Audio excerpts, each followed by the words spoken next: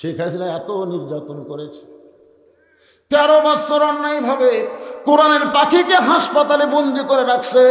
বাংলার সমস্ত জনগণ বিশ্বাস করে আল্লামা সাঈদীর কোনো অপরাধ নাই। বিনা অপরাধে 13 বছর জেলখানায় বন্দি করে রেখে আক্রোশীর তৃষ্ণা মিটল না। জেলখানা থেকে বের করে তাকে হাসপাতালে নিয়ে গিয়ে পরিকল্পিতভাবে হত্যা করা হলো।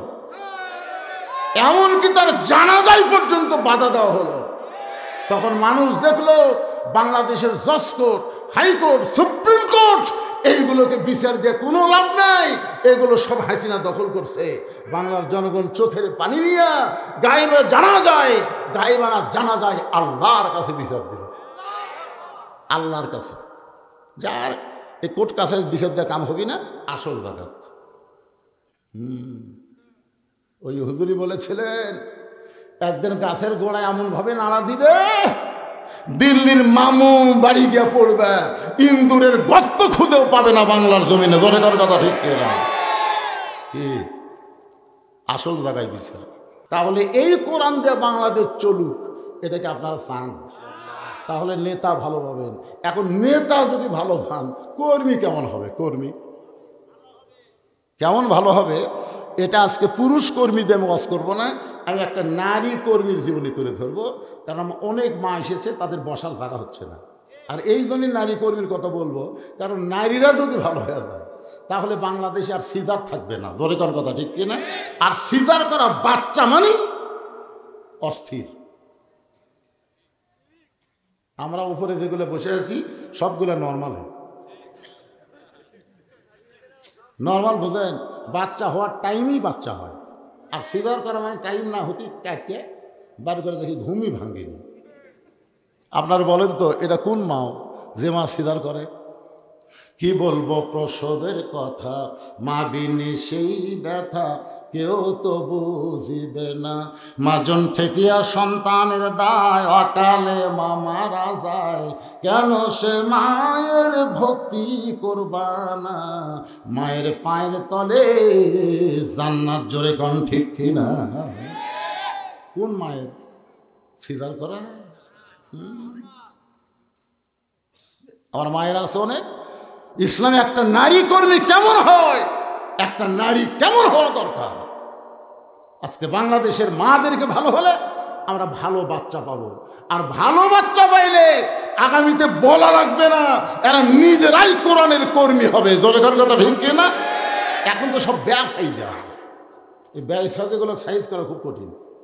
এই জন্য একটা মা যদি ভালো হয়, আরো জোরে বলেন।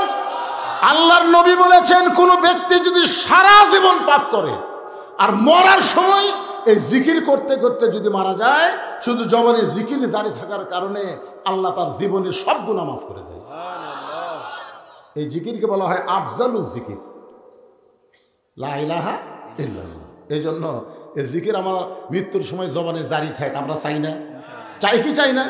এই জন্য সকলে জিকির করেন লা ইলাহা ইল্লাল্লাহ। হযরত ওমর বাংলাদেশের মতন ৯৬টা দেশের খলিফা, নেতা ভালো হলেন, কিন্তু কর্মী কেমন নিজের চোখে দেখার জন্যে চোরের মতন চুপি চুপি একা একাই দিনের বেলা ঘুরতেছেন। হঠাৎ হযরত ওমর দেখতে পায় দুই পাহাড়ের মাঝখানে গিরিপথ। দুই পাহাড়ের মাঝখানে যে রাস্তা, সেই রাস্তাকে বলা হয় গিরিপথ। ওই গিরিপথের ভিতর দিয়ে একটা সুন্দরী মেয়ে ধীর গতিতে হেঁটে হেঁটে চলতেছে। মেয়েটার সামনেও কোনো মানুষ নাই, পিছনেও কোনো মানুষ নাই। ওমর ফারুক মেয়েটার দিকে তাকিয়ে বললেন আলহামদুলিল্লাহ। ওমর ফারুক যদি আলহামদুলিল্লাহ বলে, আমাকে বলতে সমস্যা আছে? এখন আপনারা চিন্তা করতেছেন হুজুর একটা মেয়েটার দিকে তাকায়া আলহামদুলিল্লাহ কেমনি বলা যায়? আপনি কি মনে করছেন এটা পরিমণি? এটাকে রাশমিকা মান্দা না? না, কোরআনের আইন যেদিন বাংলাদেশে চালু হবে সেদিন মেয়েটা কালো হোক খাটো হোক, আল্লাহর আইন পর্দা যদি মেনে চলে, ওই মেয়েটাকেই কোরআন বলে সুন্দরী মেয়ে। তাহলে সুন্দরী মেয়ে কারা? পর্দানিশী নারী যারা, আমি যেই বলবো পর্দানিশী নারী যারা, আপনার বলবেন বিশ্ব সুন্দরী তারা, বলতে পারবেন না? পর্দানিশী নারী যারা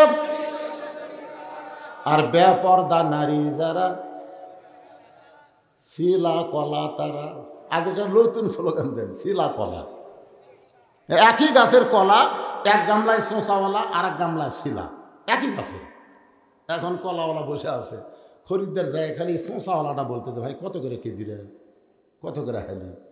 তো বলে ভাই একই গাছেরই, একই গাছেরই ভাই। তো না আমি শিলা কলা লই না। তো তুমি কি কলা শিলা খাও না? শিলাই খাই তো, আগে থেকে শিলা আছে, খালি লিভার খাবার।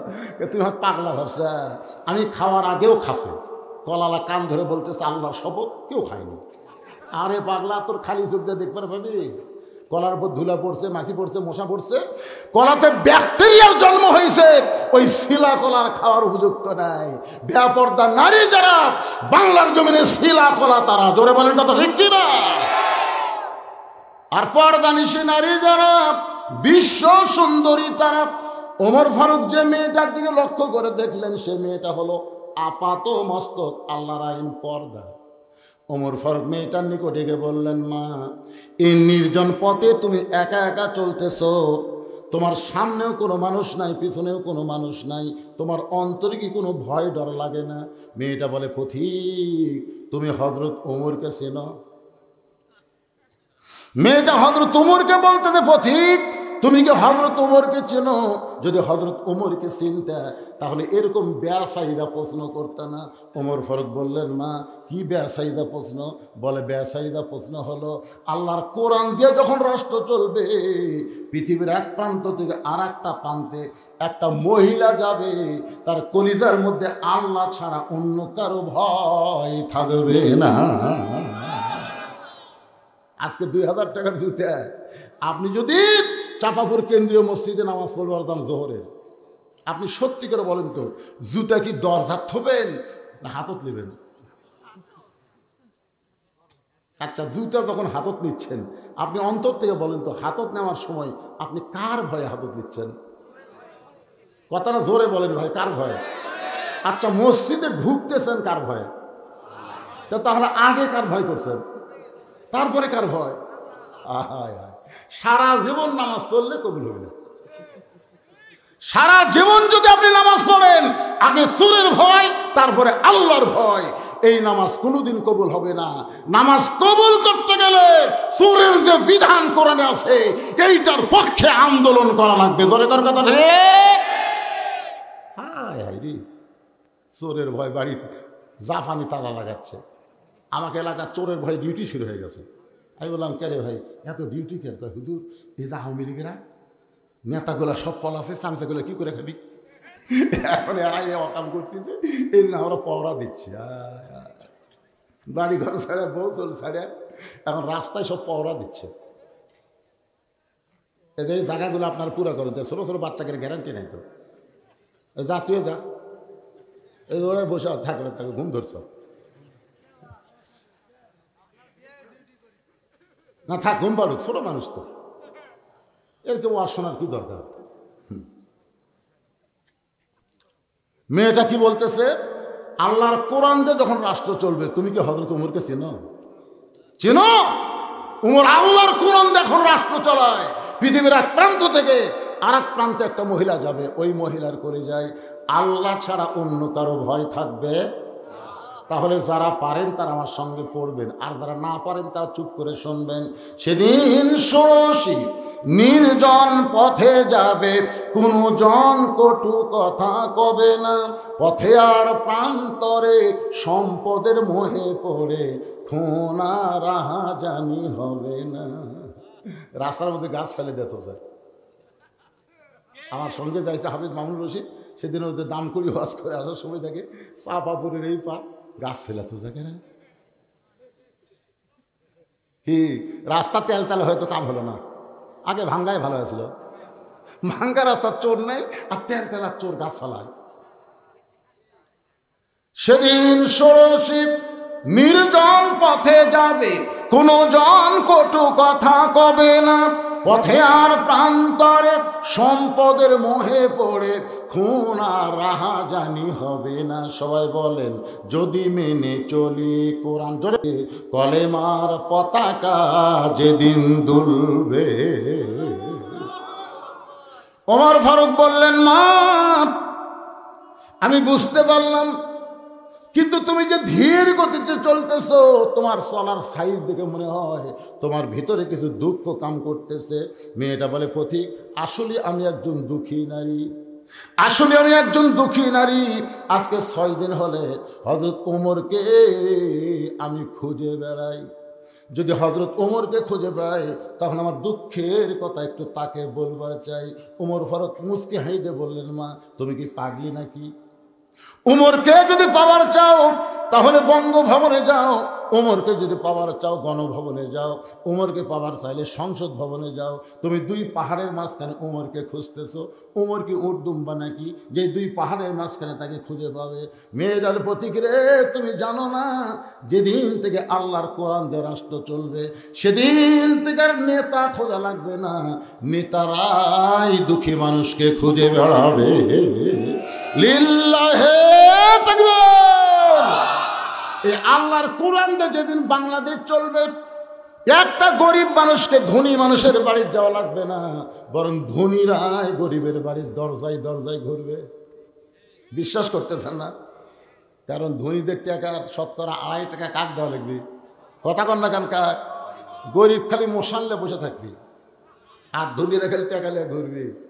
তাই রে 2.5 টাকা যদি না দেয়, কবরের মধ্যে একটা সাপ হবি, 5টা মাথা, এইরকম বুকুত বসাবি, এমন সবল মারবি 40 গজ মাটির তলে যাবি।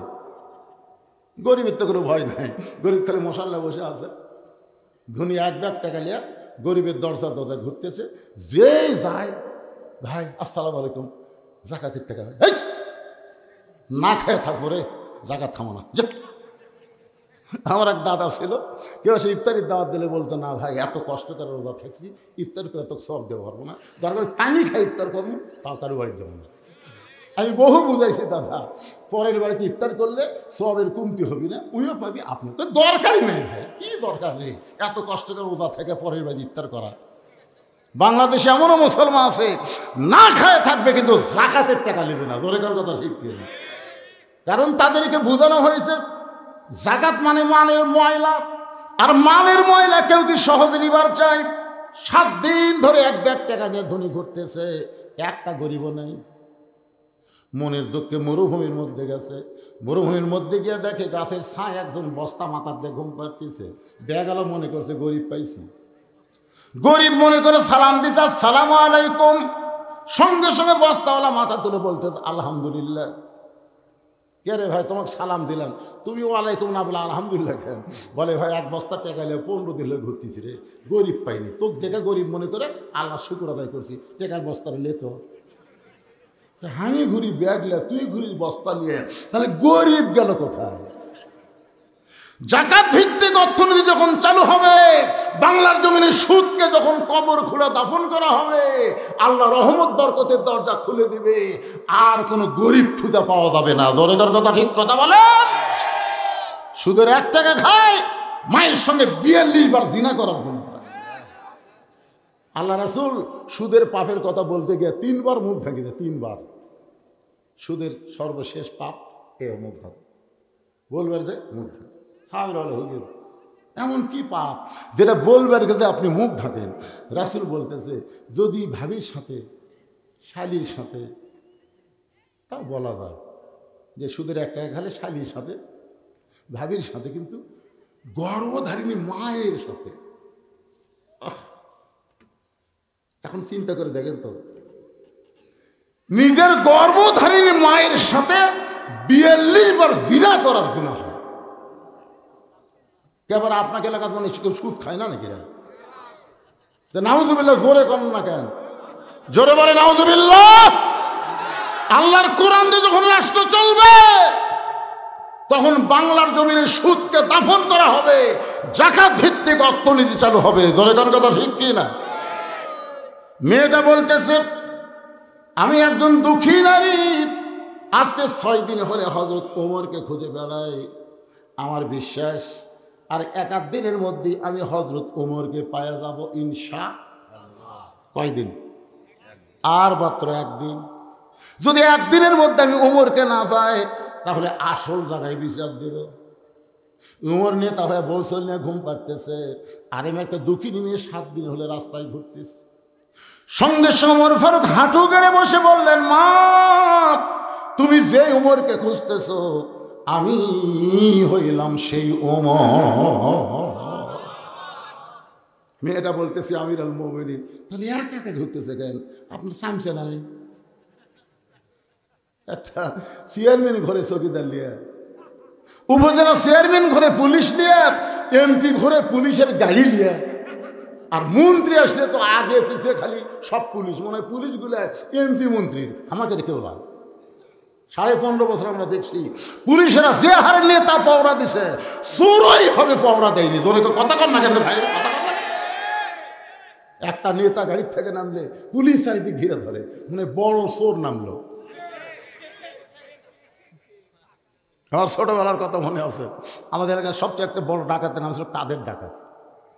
আমার দাদার সাথে আমি বাজারে যাচ্ছি, দেখো 10-15 জন পুলিশ ঘিরা খাড়া হয়ে আছে। আমি বললাম, দাদা ওরা কে? দাদাকে ওরে কাদের ডাকাত রে, অনেকদিন ধরে পুলিশ খুঁজতে চাহিদা পাশে ধরি সব দিবি। এখন নেতাকে চেহারা দেখে মনে হয় এরাও কাদের ডাকাত রে। যেভাবে পুলিশ ঘিরে ধরে, ওমর ফারুক বললেন, মা এই নির্জন পথে ধীর গতিতে চলতেছো, 6 দিন হলে আমাকে খুঁজতেছো, এখন বলো তোমার দুঃখ কি? কি দুঃখে তুমি আমারে খুঁজতেছো? মেয়েটা বলে, আমিরুল মুমিনিন, আমার জীবনের সবচাইতে বড় দুঃখ হলো আমি 6 বছর বয়সে ঈমান গ্রহণ করছি। শুধুমাত্র ঈমান গ্রহণ করার অপরাধে 12 বছর আমাকে জালিমের জিন্দাখানায় বন্দি থাকতে হয়েছে। শুধুমাত্র ঈমান, অন্য কিছু না। ইমানটা কি? ইকরার বিল লিসান, তাসদিক বিল জানান, আমল বিল আরকান।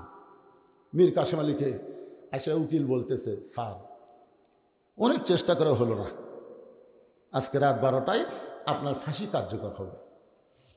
মীর কাসেম আলী বলতেছে, ভাই এখন কয়টা বাজে? এখন রাত 9:30। আলহামদুলিল্লাহ, এখন 2.5 ঘন্টা দেরি আছে। তো খামাক 2.5 ঘন্টা চেতন থাকার কি দরকার? আমি ঘুমাই পড়ি ভাই, 2 ঘন্টা পর আমার ডাক দিও। উকিল ভাই মানুষ নাকি রে, 2.5 ঘন্টা পর ফাঁসি হবি, তাই বলে 2 ঘন্টা ঘুম পাড়বি? মনে করছে ফাঁসির চিন্তায় পাগলা হয়ে গেছে। উকিল বার হয়ে গেছে, 2 ঘন্টা পর আসা দেখে কন্ডম সেলের মধ্যে নাক দেখে ঘুম পাড়তেছে। হায় সর্বনাশ, 8 ঘন্টা পর ফাঁসি হবি আর এইভাবে ঘুম পাড়তেছে। পায়ের বুড়াঙ্গুলো লড়াইছে। চেতন ভাই বলতে, কে ভাই সময় হচ্ছে? তাই না স্যার, আরো 8 ঘন্টা আছে। আলহামদুলিল্লাহ, ওযু করে 2 রাকাত নামাজ পড়ে কোরআন শরীফে 2টা সূরা তেলাওয়াত করলো। একটা হলো সূরা মূল আর একটা হলো সূরা মুজাম্মিল। তেলাওয়াত করার পরে বলতেছে, ভাইজান আমার তো ভালো কাপড় চোপড় জেলের মধ্যে নাই, এখানে যে কয়টা পাঞ্জাবি আছে তার মধ্যে কোনটা তোমার ভালো লাগে একটু বাছাই করে দাও। উকিল মনে মনে কয়, পাগলা নাকি? সবচাইতে ভালো পাঞ্জাবিটা বাছাই করে যখন দেয়, ওই পাঞ্জাবি গায়ে দিয়ে বলতেছে, ভাইজান একটু আতর সুরমা লাগায় মাথার চুল হাঁচড়াই, দেখো তো আমার তো সামনে আয়না নাই, তুমি বলো তো আমার চুলটা ঠিক মতো হাঁচড়া হলো কিনা। উকিল বলছে, স্যার আপনার ফাঁসি হবে। একটাবার আপনি ফাঁসির কথা বলেন না কেন? মীর কাসেম আলী মুসকে মুসকে হাসার বলে, ঘুমের মধ্যে আল্লাহ পাক আমাকে ফয়সালা করে দিয়েছে, ফাঁসির মাধ্যমে 8টা জান্নাত আমাকে বরণ করে নিবে। এই মীর কাসেম আলীর আপনারা চিনেন? এই মীর কাসেম আলী হলো বাংলাদেশ ইবনে সিনার প্রতিষ্ঠাতা, ইসলামী ব্যাংকের প্রতিষ্ঠাতা মীর কাসেম আলী জামাতের একজন নেতা ছিলেন। বাজান, তারা রাষ্ট্রপতির কাছে বাঁচার দরখাস্ত কোনোদিন করে নাই, কারণ তারা জানে অন্যায়ভাবে যদি ফাঁসি দেওয়া হয় সে কোনোদিন মরবে না। আল্লাহ কোরআনে বলেছেন, ওয়ালা তাকুলু। এই কয়েকটা ছাত্র সামনে পরিবেশ নষ্ট করে দিল, এই কয়টা ছাত্র।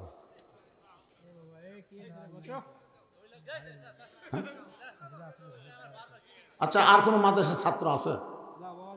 এই তোমরা মাদ্রাসার ছাত্র নাকি? না না, মাদ্রাসার তাল বেলেন তো, এরকম ওয়াজ শোনার কি দরকার? এই কিছুক্ষণ পর পর একটা করে উঠবি আর যাবি। আমার মাদ্রাসা আছে আমি জানি তো, পেশাব না লাগলো, পেশাব লাগে, ওই বেড়া এসে একটু দুষ্টামি করে। এখন এখন কি করবে, যা দিয়েছে ওই বেড়া এসে ঘুরতেছে, ঘুরে ঘুরে আমাকে দেখে পেশাব খান গেছে, আমার পাশে দেখে খারাপ আছে, দেখি কি করে, পেশাব পড়ার কোনো শব্দ নেই, কিছুক্ষণ পর দেখি পানি পড়ার শব্দ। রে এই তোর তো পেশাব লাগে, তুই উঠে আসলো, হুজুর ভালো লাগে না, মানে সবসময় বুঝুন না। এই কটা মাদ্রাসার বাচ্চাকে সামনে দিছে, কিছুক্ষণ পর পর একটা করে উঠতেছে, এই ফাঁকা জায়গাটা পুরো কথা। আপনারা একটু পেছনে যান, না পেছনের লোক সামনে আসে, এই না না ফাঁকা জায়গাটা পুরো করেন, সামনে ফাঁকা তুই কেমন দেখা যায়, ফাঁকের মধ্যে শয়তান বসবি যায়, এই জন্য এই ফাঁকাটা, হ্যাঁ ফাঁকাটা পূর্ণ করে। আর কোনো মাদ্রাসার ছাত্র আছে দেখেন তাই, আর কেউ আছে নাকি?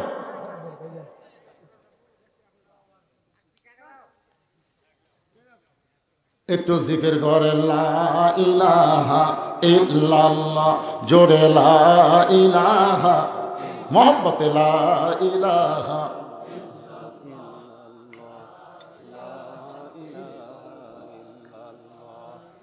লা ইলাহা ইল্লাল্লাহু মুহাম্মাদুর রাসূলুল্লাহ সাল্লাল্লাহু আলাইহি সাল্লাম। মেয়েটা বলতে 6 বছর বয়সে ঈমান গ্রহণ করেছি, শুধু ঈমান গ্রহণ করার অপরাধে 12 বছর আমাকে জেলখানায় বন্দি জীবন কাটাতে হয়েছে। সকালবেলা 3টা করে চাবুক মারছে, বিকালবেলা 3টা করে চাবুক মারছে। আমার দেহের এমন কোনো জায়গা নাই যে জায়গায় চাবুকের আঘাত লাগে নাই। ইয়া আমিরুল মুমিনিন, আমি যে জালিমের জেলখানায় বন্দি ছিলাম ওই দেশের নাম হলো রোম দেশ। ওই দেশের নাম কি? কিন্তু আপনি যখন রোম পারস্য দখল করলেন, আমি জেলখানার মধ্যে থেকে শুনতে পাইলাম আপনি কোরআন দিয়ে রাষ্ট্র চালাবেন বলে জেলখানার দরজা মুক্ত করে দিলেন। এখন জেলখানার দরজা মুক্ত হওয়ার পরে সবাই তার আপন ঠিকানায় চলে গেছে, কিন্তু আমি কোথায় যাব? আমার দাদা হলো খ্রিস্টান, আমার বাপ হলো খ্রিস্টান, আমি যে দেশে জন্ম নিয়েছি তারাও হলো খ্রিস্টান। এখন খ্রিস্টানদের দেশে না গিয়া আজকে 6 দিন হলে আপনাকে খুঁজতেছি, যদি আপনাকে দেখা পাই এই দুঃখিনী মেয়েটা আপনার কাছে একটু আশ্রয় চায়। ওমর ফারুক মুস্কি মুস্কি হাসলেন। মেয়েটা হেজাবের ভিতর থেকে বলতেছেন, ইয়া আমিরুল মুমিনিন, কথা না বলে আপনি কি করতেছেন? ওমর ফারুক বললেন, মা আমি তোমাকে আশ্রয় দিবার পারবো না, তবে শুনে নাও ইসলাম তোমাকে অধিকার দিয়া দিছে। আপনারা বলেন তো ইসলামে নারীর অধিকার কম না বেশি? আমার মায়েদেরকে ভুল বোঝাবে ভোটের আগ দিয়ে, কোরআনের দলত যান ভোট দিও না, বাড়ির থেকে গেলে বাইরে ভোট দিবি না। কোরআনের দলত ভোট দিলে তোরা জুয়া খেলে পারবি। কোরআনের দলত যান ভোট দিস না, ফজরের সময় কিন্তু 5 হাত বেড়ায় তুলবি রে, ল্যাপের মধ্যে ঘুম পারবো। 5 আর কাপড় খুলে 5 টাকার বাড়ি মারে নামাজ কায়েম করবি। খবরদার, এটাকে ভোটের আগে বুঝাবি, বুঝে লাভ নাই, বুঝে লাভ নাই। জনগণ বুঝেছে মুক্তির সনদ হচ্ছে আল্লাহর কোরআন। জোরে বলেন কথা ঠিক? একটু বলেন ভাই। একবার নামাজ ধরেন, একবার শত চেষ্টা করলো আপনাকে কেউ আর নামাজ থেকে ফিরাতে পারবে না। ধরেননি থেকে আপনার কাছে কঠিন লাগতেছে। যারা নামাজ ধরেছে ফজর আযান তাদের কাছে কত মধুর লাগে জানেন? আর সালাতু খায়রুম মিনান নাম শোনার সাথে সাথে বিসমিল্লাহ বলে কম্বল ফেলে দিয়ে লেপোকা লাত্তি মেরে ঠান্ডা পানি দিয়ে উজু করে, তারপরে যখন জুতো ফিতো পাও দেয় মসজিদ দিকে রওনা দেয়, ফেরেশতা বলে আল্লাহ আল্লাহ, এই শীতের মধ্যে ল্যাপ কম্বল ফেলে দিয়ে ঠান্ডা পানিতে উজু করে তোমার বান্দা মসজিদে যায়, এই বান্দার রেজাল্ট কি?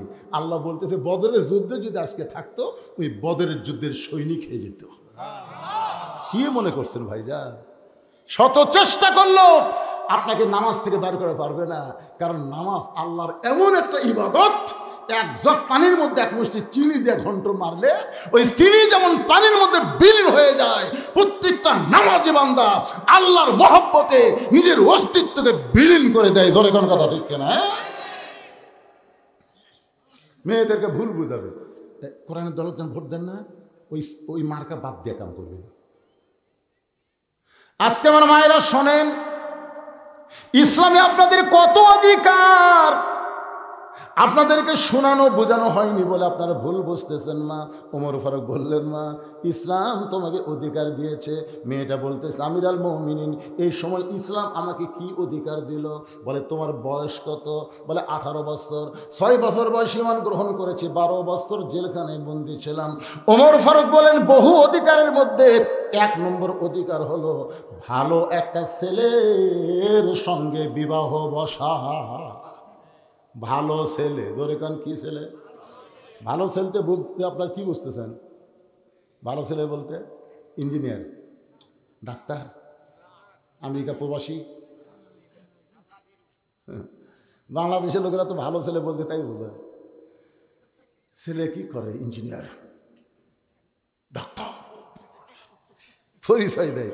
আমার এক জামাই ডাক্তার হুজুর, এক জামাই ইঞ্জিনিয়ার, কিন্তু ওর পাশে একটা হাফিজের শ্বশুর বসে আছে, ওই কথা কয় না, ওই কথা কয় না। কে রে পাগলা, তুমি যে হাফিজের শ্বশুর হওয়ার পারছে, তুমি জানো তোমার ভবিষ্যৎ কি? তোমার ভবিষ্যৎ হলো একটা হাফিজ নিজে জান্নাতে যাবে না, 10 জনকে সুপারিশ করে জান্নাতে নিয়ে যাবে। জোরে করে কথা কন না। এখন তুমি ভালো ছেলে কোথায় পাইবা? কারণ তো তোমার অভিভাবক নাই, তুমি অভিভাবকহীন একজন নারী।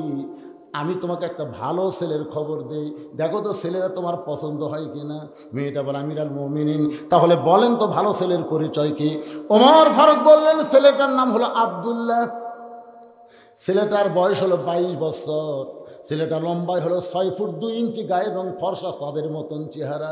ছেলেটার যোগ্যতা হলো 30 পারা কোরআনের হাফেজ। ছেলেটার যোগ্যতা হলো 6 লক্ষ হাদিসের হাফেজ। আর ছেলেটার পরিচয় হলো আমার পুত্র ইবনে ওমর। কারণ তোমার মতন একটা মেয়ে, পরীক্ষিত মেয়ে, যে 12 বছর প্রতি সকাল সন্ধ্যায় 3টা করে চাবুক খাইছে, তারপর ঈমান হারা হয়নি, এমন একটা মেয়েকে যদি আমার বেটার বউ বানাবার পারি, এটা হবে বউ মা। এইরকম বউ হবি বউ মা। আর যেমন তেমন একটা বিয়ে করালে বউ মা হবি না, বউ দজ্জাল হবি। এখন আপনার বউ মা পাচ্ছেন না বউ দজ্জাল পাচ্ছেন, একটু হিসাব করে দেখুন তো বাড়ির যে কয়টা আছে। বেটা বিয়ে করাছেন দেখে শুনে করাছে। তারপরে বউ হওয়ার বেটাকলে বগুড়া থাকে, বগুড়া এখন বউলে বাসা করে ছেলে আর বউ বগুড়ার থাকে। বাপ থাকে এখন আপনাদের এই কুমড়াত, বাপ মা কুমড়ার থাকে, তাত্তা কুমড়া পড়ার থাকে। এখন বাপ একদিন খুব অসুস্থ হয়ে গেছে, বগুড়া পপুলারে ডাক্তার দেখতে দেখতে, বড় ডাক্তার তো, একটা রাত 9টা বেজে গেছে। এখন 9টার সময় তাত্তা কুমড়া পড়ায় কেমনে যায় এত রাত? মন বলতেছে কি, তোর বেটার বাসা নাই, তোর বেটার বাসা নাই, বাসার যা। রাত 9টার সময় ছেলের বাসার দরজা দিয়ে ডাকতেছে, আব্দুল্লাহ। ছেলের নাম আমার আব্দুল্লাহ। আব্দুল্লাহ রে। আব্দুল্লাহ কয়, আমার সবাই স্যার করে কয়, সাহেব করে কয়, আমার নাম ধরে ডাকে এই মরদ কে রে? আপনারা বলেন তো, আমি যত বড়ই হুজুর হই, আমার নাম ধরে ডাকার মরদকে? আব্দুল্লাহ দৌড়ে এসে দরজা খুলে দিয়েছে, বুঝতে পারছে আমার বাপ আছে। দরজা খুলেই বলতেছে, বাবা এত রাত্রে ঠেকাও পড়েনি, কিন্তু বিপদ। হোটেলত খাবার খাসি, থাকার জায়গা নেই, তোর কাছে বাড়ি, তোর বাড়িতে একটু থাকতে পারছি, টাকা দিব না? আব্দুল্লাহ হাত ধরে বলতেছে, আব্বা আপনি এত গরম হয়ে থাকবেন কেন? গরম হবো না, বইয়ের আসলের তলে মাথাতে থাকিস, বউ যা খাই তাই। বাবের মুখ চাপে ধরছে, বইয়ের যে ভয় আছে, বোঝেন না, বইয়ের ভয় করে। রেস্টরুমে বসায় বলে, আব্বা একটু বসেন। বসায় বিলাই যেমন ইন্দুরের কাছে আস্তে আস্তে সুরসুর করে বইয়ের কাছে ফিস করে বলতেছে, আমার বাপ আছে। শুনলি? তুমি কি মনে করছো আমার কান খসা? তো কোনোদিন বাবা আসে না রে, আজকে বিপদে পড়ে যাচ্ছে, বাবা আসে একটু খাবার দাও। আর মা যাবে না, পিঠ শিরশির করতেছে, আমি পারতেছি না, তুমি দাও। আব্দুল্লাহ বাবার সামনে এসে দাঁড়ায় বলতেছে, বাবা কই আমার বৌমা অসুস্থ, তারপরে খাওয়া লিখবি কে? থাকার জায়গা দেয়। তাই বাবা তাই বলে কি খাবেন না? বলে খাওয়ার দরকার নাই। রাত 9টার সময় বাবা না খাইয়া ঘুমায় গেছে। রাত যখন 11টা বাজে, তখন আব্দুল্লাহর শালা, বইয়ের ভাই, দরজায় সে ডাকতেছে, শেফালে আপা। সঙ্গে সঙ্গে কম্বল ফেলে দিয়ে মারছে লাভ। আব্দুল্লাহ তাকায় তাকে কম্বল আছে, বউ নেই। দরজা খুলেই বলতে যে ভাই এত রাত্রে কোথায় ছিলি? বলে ক্রাম বোর্ড খেলতে খেলতে রাত হয়ে গেছে, এখন একটু ঘুমাবার চাই। বোন বলতে তুই কি পাগল হয়েছিস? তুই না খাইয়া ঘুমাইলে আমি ঘুমাবার পারবো না। আয় আয় টেবিলের কাছে আয়। ডাইনিং চেয়ারে বসে টেবিলে 5 প্রকারের তরকারি, গরম ভাত, সব গরম টরম করে ভাইয়ের সামনে দিয়ে বলতে যে খা ভাই, তুই না খাইলে কিন্তু আমার কলিজায় শান্তি নেই। আব্দুল্লাহ ঘরের ভিতর থেকে চিন্তা করে, 9টার সময় আমার বাবা এলো, তোমার মাজা বেদনা, পিঠ শিরশির করে। আর 11টার সময় তোমার ভাই বার হয়ে দেখে 5 তরকারি গরম ভাত, শালার মাথার বইয়ের হাত। কয় তরকারি? 5 তরকারি গরম ভাত, শালার মাথায় বইয়ের হাত দিয়ে আদর করে বলতেছে আর এক টুকরা লে ভাই, আর একটা নে। সঙ্গে সঙ্গে আব্দুল্লাহ বাবার ঘরের জানলার কাছে 0 বাল্বের আলোতে দেখে বাবার মুখটা শুকনা দেখতে পায়। ওয়াকাদা রাব্বুকা আল্লা তা'বুদু ইল্লা ইয়্যাহু ওয়া বিল ওয়ালিদাইনি ইহসানান। জোরে বলেন আল্লাহু আকবার। আল্লাহর ইবাদতের পর 2 নম্বর দায়িত্ব হলো বাপ মার প্রতি ইহসান কর, দয়া কর। যেই বাবা নিজে না খায় আমারে লেখাপড়া করাইলো, যেই বাবা মাটির বিছনায় থেকে আমারে খাট বানায় দিল, আজকে সেই বাবা আবার না খায়া ঘুম পাড়তেছে। আর আমার শালার সামনে 5 তরকারি গরম ভাত, লিয়াবলুয়াকুম আইয়ুকুম আহসানু আমালা। আব্দুল্লাহ এখন তো সুন্দর আমলের পরীক্ষা হবে। তোর বাপ না খায় ঘুম পাড়তেছে, আর তোর শালা 5 তরকারিতে ভাত খাচ্ছে, তুই এখন কি করবি? আব্দুল্লাহ চোখ বন্ধ করছে, কারণ চোখ না বন্ধ করলে ভালো জিনিস দেখা যায় না। চোখ বন্ধ করে দেখি উটি বলা একটা বেলান আছে। উটি বলা, শহরের বাসা তো লাঠি হয় নাই ভাই, তো উটি বলা একটা কাঠের বেলান আছে। চিন্তা করতেছে কিছু বলা যাবে না, নারী নির্যাতনের আইন আছে। বিবেক বলতেছে কেরে পাগলা, করা যাবে না কেন? তুই পিছন দিকে তাকে দেখ, ওই যে উঁচা হয়ে আছে, উঁচার মিডল পয়েন্টে বিসমিল্লাহ করে একটা বাড়ি মারবো, একটা হজের সব পাবো। 2টা মারলে 2টা হজ, কিন্তু নিচেও মারবো না, উপরেও মারবো না, একটা মিডল পয়েন্টে মারবো, কারণ এখানে মারলে কাউকে দেখাবার পারবে না। আস্তে আস্তে বইয়ের পাশে আইছে, বউ বুঝবারই পারে নাই, খালি ভাইকে বলতেছে আর এক টুকরা নেই, কারণ ভাই বাপ বোন যখন আসে তখন কিন্তু কোনো দিকে আর খেয়াল থাকে না। ধরে এখন ঠিক নিজের ভাই, নিজের বাপ, নিজের বোন, আর স্বামীর ভাই, স্বামীর বোন, স্বামীর বাপ, একবার কোনো দিকে খেয়াল নেই, খালি আর এক টুকরা নেই। এই সুযোগে আব্দুল্লাহ কলজা চলতেছে, আমার ভাই, আমার বাপ না খায় ঘুম পাড়তিস, তোর ভাই খাবি না, তাও জোর করে বিসমিল্লাহ করে মারছে বাড়ি। যেই বাড়ি মারছে সেই রকম শব্দ, ফুটবলের উপর লাঠি মারে যেরকম শব্দ হয়। আব্দুল্লাহর শালাও দৌড়, বউ দৌড়। শালা চিল্লায় বলে দুলা ভাই আমার বোনকে মারলেন কেন? আব্দুল্লাহ চোখের পানি নিয়ে বলে তোর বোন আমার কে হয়?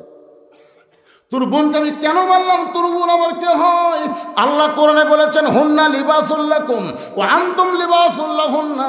স্বামী হলো বিবির পোশাক, বিবি হলো স্বামীর পোশাক। তোর বোনকে এত ভালোবাসি, আমার জন্ম দেওয়া বাপ মাকে আমি তার গ্রামে রাইখে আজকে শহরে তোর বোনের জন্য আমি বাসা বানাইছি। এত ভালোবাসার পরেও কি জন্য মারলাম? তুই যদি জানবার চাস তাহলে আয়। শালা বলতেছে আমাকেও মারবেন নাকি? বলে তোকে মারবো না, একটু দেখাবার চাই। শালার হাত ধরে নিয়ে গেছে, বাবা যে ঘরে ঘুম পাড়তেছে।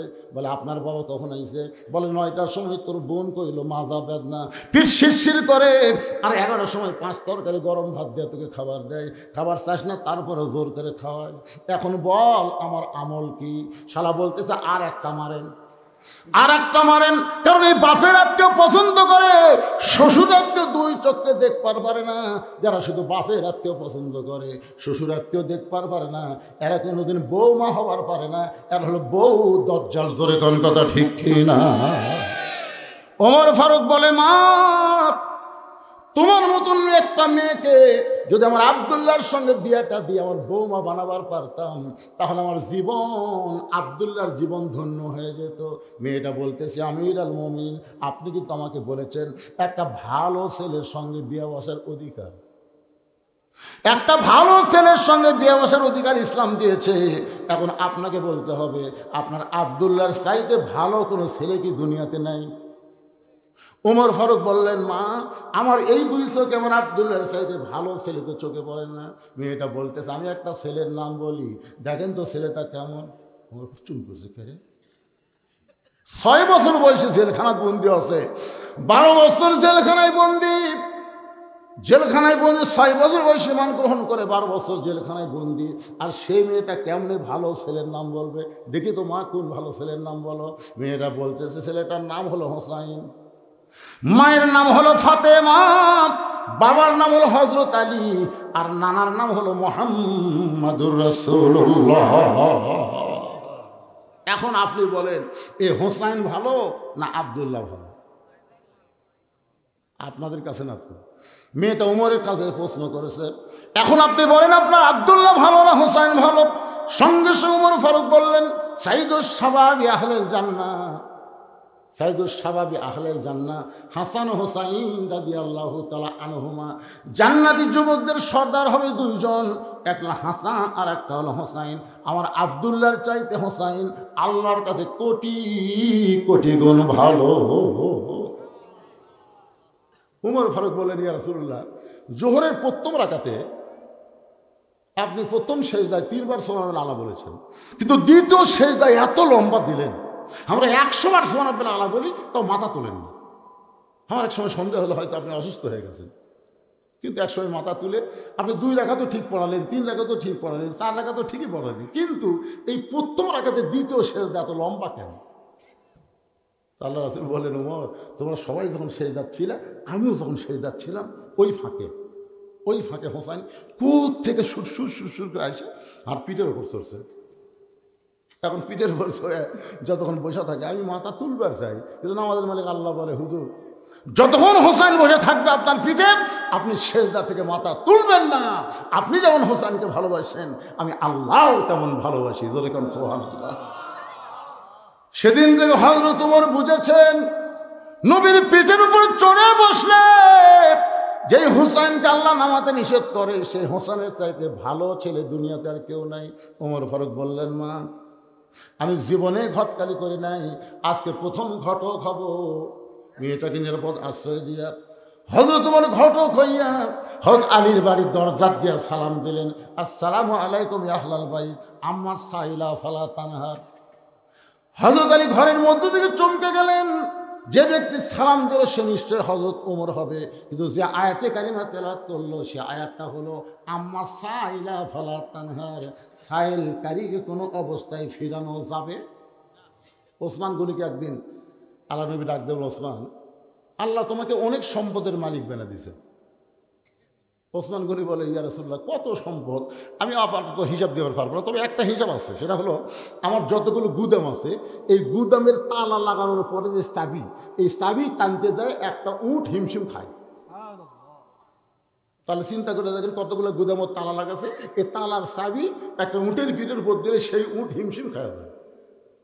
তখন রাসূল বলতেছে, আল্লাহ যদি সব সম্পদ তোমার কাছে ফেরত চায়, যদি ওসমান আমার সম্পদ আমাকে ফেরত দাও, তখন কি করবা? ওসমান গনি উটের রশি ধরে নবীর কাছে যে বললেন, হুজুর খালি সম্পদ না, এই উটটাও দিয়ে দিন, চাবি সহ উটটা আপনাকে দিয়ে দিল। রাসূল আসমানের দিকে তাকায় আছে, আল্লাহ কি কয়? আল্লাহ বলতেছে, ইয়া রাসূলুল্লাহ, আজকে তো আমার ডিগ্রি শেষ, আমার গানি ডিগ্রি আজকে আমি ওসমানকে দিয়ে দিলাম। জোরে কোন সুবহানাল্লাহ। এখানে একটা আমাকে কাগজ দিয়ে বলতেছে, হুজুর এই যে মাহফিল করেছে, এই মাহফিলের খরচ বাবদ আপনি সবাইকে একটু বলবেন, কারণ রাত বেশি হলে যা হয়। এখন ঘড়ির দিকে তাকায় দেখেন রাত প্রায় 12টা বাজতেছে। জোরে কোন কথা ঠিক কিনা? আমি কিন্তু এখানে আইছি 9টার আগে। আমি বলেছিলাম 9:30 আমাকে তুলে দিবেন, অসুস্থ মানুষ 12টা পর্যন্ত ওয়াজ করলে মোটামুটি মানুষের একটা তৃপ্তি হবে। তুলতে তুলতে 10:30, 9:30 একেবারে 25-এ তুলে দিছে। 10:25 থেকে এখন 12টা বাজতে 1.5 ঘন্টা। কি এরা চিন্তা করতে 2-1টা করে লোক কিন্তু উঠতেছে, রাত বেশি হলে যা হয় আর কি। এই জন্য আল্লামা সাঈদী হুজুর জীবনে 12টা পর্যন্ত তাফসির করেনি। এসার পরে ওয়াজ শুরু, 10টার মধ্যে শেষ। এখনকার বেশিরভাগ তাফসির তাই হচ্ছে, মানুষ কিন্তু আর বোকার দিন নাই। জোরে কোন ঠিক কিনা? তো একটু বলতেছে হুজুর গামছা ভিতরে দেওয়া হবে 10, 20, 50, 100 টাকা করে কেউ যদি মন চায় এই কোরআনকে ভালোবেসে কোরআনের মাহফিলের জন্য দান করবে। আপনাদের কাছে যদি ব্যাগ যায় আপনারা দিবেন না? কারা কারা দিবেন আল্লাহ একটু হাত দেখেন তো দেখি। যারা দিবেন, যা পারেন, অল্প হোক বেশি হোক, যা পারেন দিবেন পারে। কেন মাঝখানে কয়টা মুরব্বী হাত তুললো না? কেন হাত তোলেন না? কেন আপনাদের মসজিদে আদায় করে না? সবার সামনে দান বাক্স আসে না? কথা কয় না রে বারে, আসে না? তখন আপনার পকেটে কিন্তু দেখবেন খেয়াল করে 4টা লোট আছে। একটা হলো 500 টাকার লোট, একটা 200 টাকার লোট, একটা 100 টাকার লোট, একটা 10 টাকার লোট। আপনি বলেন তো কোনটা দিবেন? আপনি দিবেন 10 টাকা, কিন্তু আল্লাহ পছন্দ করে কোনটা? আল্লাহ কোরআনে বলেছে লান তানালুল বিররা হাত্তা তুনফিকু মিম্মা তুহিব্বুন। যেই নোটটাকে তুমি বেশি মহব্বত করো ওইটাই আল্লাহ দিয়ে দাও। আল্লাহ দেওয়া মানে তোমারই থাকা, দুনিয়ার ব্যাংকে জমা হবে না, জান্নাতের ব্যাংকে তোমার নামেই জমা করা হবে।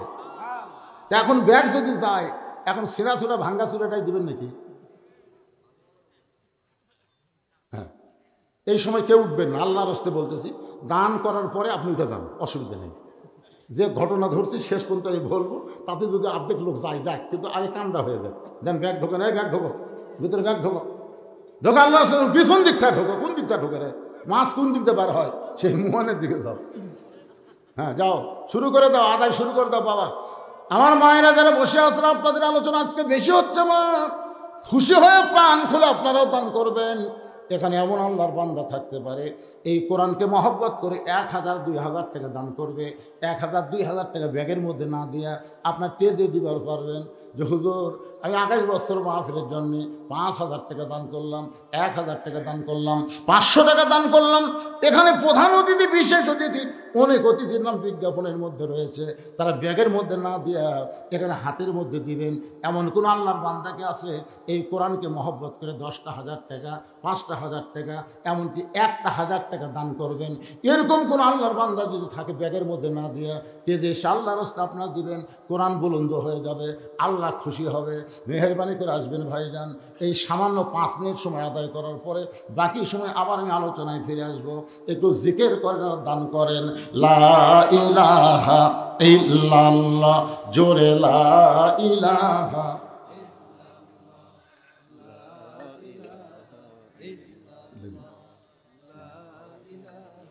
জিকির করতে দেখছেন, জবান খোলেন না কেন ভাইরে? মরণের কালে বুঝিতে পারিবা, কবরে গেলে বুঝিতে পারিবা, এই কলে মার কত গুণ। লা ইলাহা ইল্লাল্লাহু বলরে মুমিনগণ, লা ইলাহা ইল্লাল্লাহ, জোরে লা ইলাহা। আমার ছোট ভাই আব্দুল মুমিন শরম পাইছে যে আমার বড় ভাই যে হারে চাইলো, কেউ তো উঠতেছে না, কি করব? পকেট থেকে 500 টাকার নোট নিয়ে এসে দান করে দিল। আল্লাহ আব্দুল মুমিনকে মুমিনের মধ্যে কবুল করে না। মাশাআল্লাহ, আব্দুল মুমিন দেওয়ার সঙ্গে সঙ্গে আমার আরেকজন ভাই 1000 টাকা দান করলো। আল্লাহ দানকে কবুল করেন। দুনিয়ার টাকা পয়সা দুনিয়াতে রবে, ফকির হয়ে মানুষ কবরেতে যাবে। একজন মেয়ে কর্মীর কথা বলতেছিলাম, ইসলামে একজন নারী কর্মীর কথা বলতেছিলাম ভাইজান। কারণ একজন মেয়ে যদি ভালো হয়ে যায় সে একদিন মা হবে, আর মায়ের পেট থেকে যে সন্তান আসবে সন্তানটা এরকম লড়াফড়া করবে না, পাথরের মতন বসে আল্লাহর কোরআনের আলোচনা শুনবে। জোরে কোন কথা ঠিক কি না? এই জন্য ভালো মায়ের দরকার। আমি সেই মাকে বুঝাইতে গেছিলাম। মাশাআল্লাহ, আল্লাহ তোমার একজন বান্দা 1000 টাকা দান করেছে, আল্লাহ তার দানকে কবুল করেন, আল্লাহ নেক নিয়ত নিকাশা পুরা করেন, আল্লাহুম্মা আমিন।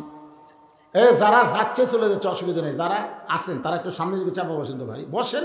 আমার সময় জ্ঞান আমার আছে তো, একটা সময়ে আলোচনা শেষ করে দেবো ইনশাল্লাহ। আসেন, যারা যাচ্ছে চলে যাক, কারণ বাতাস দিলে চিটা পাতান ধানের মতোই ঢপ আর থাকতে পারে। আপনারা কন তো, যখন ধান বের হয়েছে তখন পাতানের সাইজ, পাতান করেন না কি করেন আপনারা? পাতান চিটা কন, চিটা আর ধান দুটো ধপ এক লয়। যখন আটিত করে বান্ধে নিয়ে আসে তখনও চিটা কয় ধান রে আমি তোর সাথে আছি। ধান কয় না রে, একসাথে থাকার কথা লয়। পরে যখন আটির ধান মারে তখনও চিটা ধানের সাথেই থাকে। কিন্তু এক সময় ধানরা দেখে এই ধানের মধ্যে সিটাকে আর রাখা যাবে না, তখন একটা বড় ফ্যান দিয়ে বাতাস দেয়, ওই বাতাস দেওয়ার সাথে সাথে সিটা কিন্তু থাকবার চাইলেও আর থাকতে পারে না, উড়ে উড়ে চলে যায়। ধরে কোন ঠিক কিনা?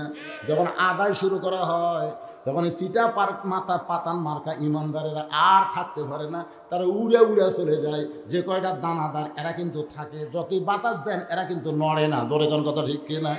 এই জন্য আমার সামনে যারা বসে আছেন দানাদার ইমানদার, একটু মনোযোগ দিয়ে শুনবেন। হযরত আলী চমকে উঠলেন, যে আমারে সালাম দিল, সালাম শুনে বুঝতে পারলাম হযরত ওমর বাংলাদেশের মতন ৯৬ দেশের খলিফা, কিন্তু একটা আয়াত দিয়ে তেলাওয়াত করলো, আম্মা সাইলা ফালা তানহার। আপনার বলেন তো এটা কি আয়াত? এটা কিসের আয়াত বুঝে বলছেন? সায়েলকারীকে ফিরানো যাবে না, সায়েলকারীকে ফিরানো যাবে না। হযরত আলী দরজা খুলেই বলতেছে, ওয়ালাইকুম আসসালাম ইয়া আমিরাল মুমিনিন। এই ফকিরের আয়াত কেন বললেন? ওমর ফারুক বলতেছে, আলী ভাই, জীবনে যেই কাম করিনি আজকে সেই কাম। বলে কি কাম? বলে ঘটকালি, ঘটকালি কাম। তোমার হোসেনের সঙ্গে আমি একটু ঘটকালি করবার চাই। আলী কয়, আলহামদুলিল্লাহ, আপনার মতন মহান ব্যক্তি যদি ঘটক হয় তাহলে পাত্রী ভালো হবে। আপনার বলেন তো, ঘটক যদি ভালো হয় পাত্রী খারাপ হবে না ভালো হবে? ওমর বলতেছে, আলী, আমার আব্দুল্লাহর সঙ্গে বিয়ে দিবার চাইলাম, কিন্তু আমার আব্দুল্লাহকে মেয়েটা পছন্দ করে না, মনে মনে তোমার হোসেনকে কামনা করেছে। আলী বলতেছে, মেয়েটার যোগ্যতা কি? ওমর ফারুক বললেন, ৬ বছর বয়সে ঈমান গ্রহণ করছে, ঈমানের কলেমা পড়ে নাই, ঈমানকে গ্রহণ করেছে। শুধুমাত্র ঈমানকে গ্রহণ করার জন্যে ইন্নাল্লাযীনা ক্বালু রাব্বুনাল্লাহু সুম্মা ইসতাকামু তাতানাজ্জালু আলাইহিমুল মালায়েকা আল্লা তাখাফু ওয়া লা তাহজানু ওয়া আবশিরু বিল জান্নাতিল্লাতী কুনতুম তুআদুন। প্রতিদিন সকাল ৩টা করে চাবুক, বিকেলবেলা 3টা করে চাবুক মারছে। 12 বছর এমন নির্যাতনের পরেও মেয়েটা ঈমান হারা হয় নাই। আলী চোখের পানি বের করে বলে, আমিরুল মুমিনিন, আমার হোসেনকে বিয়ের জন্য এমন একটা পাত্রী আমি মনে মনে খুঁজতেছিলাম, আপনি যখন এসেছে এমন পাত্রীর খোঁজ নিয়ে আমার কোনো আপত্তি নাই। ওমর ফারুক এক টানে আলীকে বুকের মধ্যে নিয়ে বলতেছে, ভাইজান, আমার ঘটকালি আল্লাহ কবুল করেছে। যেই মাত্র ওমর ফারুক বললেন ঘটকালি কবুল করেছে, এমন সময় হোসেন ঘর থেকে বের হয়ে সালাম দিল, ও দুই মুরব্বী, আপনার দুইজন যেভাবে কোলাকুলি করতেছেন মনে হয় বিয়ে আপনারাই করবেন। ওমর ফারুক রাস্তা দেখলে শয়তান কয়দিন যায় না? জোরে গান, কয়দিন যায় না? সেই উমরের চেহারা রক্তের মতন লাল হয়ে গেছে, কিন্তু হোসেনকে খেয়াল করে কিছুই বলতে পারতেছেন না, কারণ নবীকে যেই হোসেন ঘোড়া বানায় আল্লাহর পছন্দ, সে হোসেন কিছু না বলে রাগটা সামাল দিয়ে বলতেছে, বাবজান, ও বাবজান, আমরা দুইজন মুরব্বী, আমাদেরকে তুমি মানো না? বলে, আপনাদেরকে আমি জানি, আপনাদেরকে আমি সম্মান করি, কিন্তু আপনাদেরকে আমি মানি না। একজন মুরব্বীকে আমি শুধু মানি, সেই মুরব্বী হলো আমার নানা। আজকে তবলিগেরা 2 মুরব্বী মানার কারণে গন্ডগোল। ধরে কোন কথা ঠিক কিনা? খালি 2টা মুরব্বী, একটা হলো সাতপন্থী, একটা হলো জোবাইরপন্থী। এই 2 পন্থী হওয়াতে হাইরে ভাই একটা টঙ্গি দখল করা লিয়া খুনাখুনি হলো। এই জন্যে যাকে তাকে মুরব্বী বানানো যাবে না, মুরব্বী একটাই, কুল হে রাসূল আপনি বলেন, ইন কুনতুম তুহিব্বুনাল্লাহ ফাত্তাবিউনি, একজনই মুরব্বী, তিনি হলেন আমাদের নবী। সুবহানাল্লাহ বলেন না কেন? হোসেন বলতেছে, আপনার 2জন মুরব্বীকে আমি সম্মান করি, আপনার 2জন মুরব্বীকে আমি জানি, কিন্তু আসল মুরব্বী হিসাবে আমার নানাকেই শুধুমাত্র আমি মানি। ওমর ফারুক বলে, হোসেন তুমি কি বুঝাবার চাও? হোসেন বলতে যে, কয়েকদিন আগে আমি স্বপ্নে দেখলাম আমার নানা ঘরের মধ্যে আরাম করতেছে, আমি দরজায় গিয়ে বললাম নানা, আমি হোসেন একটু আপনার কাছে যাবার চাই। আমার নানা বলতেছে, আমি এখন জান্নাতে আরাম করতেছি, দরজা খোলা যাবে না। আমি হোসেন চমকে গেলাম, সেই নানা ভাঙ্গা ঘরের মধ্যে দিয়ে কথা বলতেছে, আর সেই নানা জান্নাতে কেমনে আরাম করে। আমি জানলার ফাঁক দিয়ে তাকায় দেখি নানির উরাতকে নানা বালিশ বানায় শুয়ে আছে, আমি বললাম নানা, নানির উরাতকে বালিশ বানায় শুয়ে থাকলে কি জান্নাতে থাকা যায়? নানা বললেন হোসেন তুই ছোট্ট মানুষ, বুঝবি না, তোর নানির মতন বউ যদি কেউ ঘরে পায়, ওই ভাঙ্গা ঘরটা আল্লাহর জান্নাত হয়ে যায়। আমি হোসেন সেই দিন সিদ্ধান্ত নিয়েছি, বিয়ে যদি করতে হয় আমার নানা যেমন বিয়ে করছে আমিও তেমন বিয়ে করব। আমি কয়েকদিন হলে দেখতেছি আমার বড় ভাই হাসান খালি কান্দে, আমি যেই মাত্র কাছে যাই মুচকি মুচকি হাসে। আমি দূর থেকে দেখি ভাই আমার কান্দে, কিন্তু কাছে গেলেই মুচকি মুচকি হাসে। আমি এক সময় বললাম ভাই আপনি গোপনে গোপনে কান্দেন, কিন্তু আমারে দেখলে আপনি হাসেন, কারণ কি? হাসান বলে কিছুই না। আমি ভাইয়ের হাত ধরে বললাম ছোট্টবেলায় একসাথে দুই ভাই থেকেছিলাম, আজকে বড় হওয়ার পরে আমাকে এড়িয়ে চলেন। হাসান বলতে হোসেন রে আমার ভাগ্য বড় খারাপ, আমি এমন একটা বউ পাইছি ভাই, যেই বউটা বাড়ি আসার সঙ্গে সঙ্গে আমার কলিজার মধ্যে আগুন জ্বলাইছে। হাসান রাদিয়াল্লাহু আনহু যাকে বিয়ে করেছিল সেই বউটার নাম হলো জায়েদা। জোরে বলেন নাম কি? অত্যন্ত কুটনি মেয়ে ছিলেন। এর কথা ওর কাছে, ওর কথা ওর কাছে কইয়া কইয়া বাজানগো স্বামীর কলজা মধ্যে জ্বলাই গেছেন। এই জন্য হোসেন বলতেছে আমার বড় ভাই কষ্টে আছে, সেদিন তো আমি সিদ্ধান্ত নিয়েছি বিয়ে যদি করতেই হয় ভাবিয়া ভাবিয়া করিও কাজ, করিয়া ভাবিও না। আমি চিন্তা করে দেখলাম নানা যেরকম বিয়ে করছে, দৌড়ে এসে বাপের হাত ধরে বলতেছে আব্বা আপনি সত্যি করে বলেন তো আমার মা আপনার কেমন বউ? আমার মাকে আপনার কষ্ট দিছে, তো আপনি যেমন একটা বউ পাচ্ছেন, আমার নানা যেমন বউ পাচ্ছে আমিও তেমন বিয়ে করবো। ওমর ফারুক বলতেছে বাবা আমি যে মেয়ের ঘটকালি করতেছি এই মেয়েটা বিয়ে করলে তোর নানার মতো বাপের মতো তোর জীবনে শান্তির হবে। ওমর ফারুক বললেন বিয়ে কর বাবা। হোসেন বলতেছে আমিরুল মুমিনিন আপনি কষ্ট নিয়েন না, আমি সিদ্ধান্ত নিয়েছি। বলে কি সিদ্ধান্ত? আমি সেই মেয়েকে বিয়ে করব যে মেয়েটা আমার 3টা প্রশ্নের উত্তর দিবার পারবে। ওমর ফারুক বলে হোসেন কি প্রশ্ন? যাক বিয়ে করবো তার কাছে, আপনার কাছে আউট করে লাভ আছে? ওমর ফারুক বলে হত আলী ভাই কি খবরে তোমার ছেলে যে প্রশ্ন করবে আমি জীবনেও শুনিনি, আজকে শুনিনি। ওমর ফারুককে আমিও জানি না তুমিও শোনোনি, তাহলে আমার ঘটকায় আল্লাহ কবুল করেনি। কানতে কানতে মেয়েটার কাছে গিয়ে বলতেছে মা আমার আব্দুল্লাহকে স্বামী বলে স্বীকার কর। মেয়েটা বলতেছে খালি একটা বার বলেন হোসেনের চাইতে ভালো। ওমর ফারুক বললেন যেটা বলা যাবে না সেটা কেন শুনতে চাও? তাহলে আপনি কেন বলতেছেন আব্দুল্লাহ বিয়ে কর? ওমর ফারুক বলে মা হোসেন সেই মেয়েকে বিয়ে করবে যে মেয়ে তার 3টা প্রশ্নের উত্তর দিবার পারবে, যে প্রশ্ন আমিও জানি না তার বাপও জীবনে শোনে নাই, তাহলে তুই কি উত্তর দিবার পারবি? মেয়েটা ঘরের ভিতর থেকে বলতেছে আমিরুল মুমিনিন হোসেন কি 3টা প্রশ্ন করবে আমি জানি না, তবে আমার ঈমান বলতেছে আমি না পারলেও আমার আল্লাহ পারবে। লিল্লাহে তাকবীর। আবু সাইদ ইয়ামিন মুগ্ধ, এরা কিন্তু এদের ঈমান কিন্তু বলেছিল দরকার হলো জীবন দেব, কিন্তু হাসিনার সাথে কোনো আপোষ, কথা বলেন আপোষ, 2000 ছাত্র জনতা জীবন দিল ঈমানের বিনিময়ে। যদি ঈমানটা মজবুত না হতো তাহলে মরবার চাইতো না, বলতো জীবন বাঁচান ফরজ, জীবন বাঁচান ফরজ, জীবন বাঁচান ফরজ। খালি জীবন বাঁচান ফরজ করলে হাসিনা পলাই করে। 41 সালের আগে ওকে না মানার কোনো মরদ ছিল না, কথা কর না কেন? বিএনপি ঘরের মধ্যে ঢুকছে, জামাত ইসলাম লুকা লুকা মিটিং করতেছে। তাহলে এই দুটাই বড় দল, একটা ঘরের মধ্যে একটা লুকা লুকা। হাসিনা হয় খাওয়া নেই, ভারত আমার সাথে আছে, আমার নামাই। হ্যাঁ ইমানের বলে বলিয়ান হলো, জীবন দিল, হাসিনা পালাতে বাধ্য হয়ে গেল। জোরে কোন কথা ঠিক কিনা? একটা ভিডিও আপনারা দেখছেন, পুলিশের আইজিকে স্বরাষ্ট্রমন্ত্রী বলতেছে কি গুলি করো, কি গুলি করো? স্যার এই দেখেন, এই যে ভিডিও দেখেন, আমরা গুলি করি, একটা পড়ে যায়, ওটি আরো 2টা এসে দাঁড়ায়। ভয়ে যে ও মারে বাবারা কেউ দৌড় মারবি, দৌড় মারে না, যেটা পড়ে গেল ও ধরে 3 জন নিয়ে গেল, ওই ফাঁকের মধ্যে আরো 2 জন দাঁড়ালো। দেখে মনে হচ্ছে তয়রা আবাবিল, মানে আল্লাহ তাআলা আবাবিল পাখি পেটে দিছে।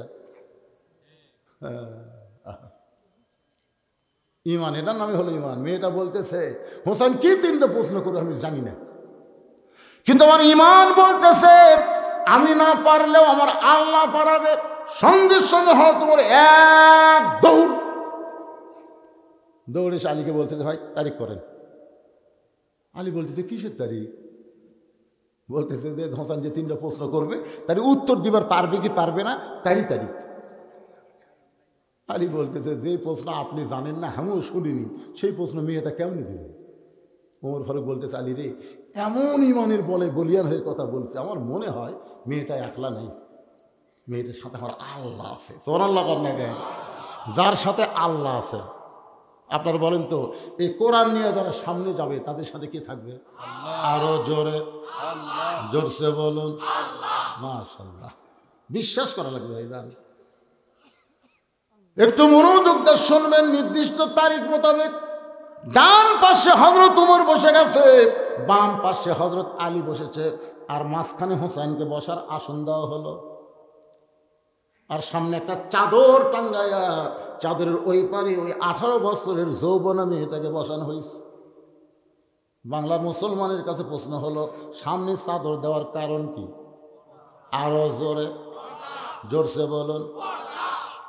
কিন্তু মমতাজ সংসদের মধ্যে বলছে, মমতাজ ওরে শরীয়তের মাওলানা, চোখ দুইটা করলা কানা, মনের পর্দা বড় পর্দা তোমরা খুঁজা পাইলা না, তেতুল হুজুর বুঝলো না। আমার শফি রহমতুল্লাহ আলাইকে এই 2 টাকার গায়িকা মমতাজ তেতুল হুজুর করছে। চিন্তা করে দেখেন, বাংলাদেশের লক্ষ লক্ষ আলেমের ওস্তাদ হলো আহমদ শফি রহমতুল্লাহ আলাই, তাকে এই শালী মমতাজ তেতুল হুজুর করছে। তেতুল তেতুল।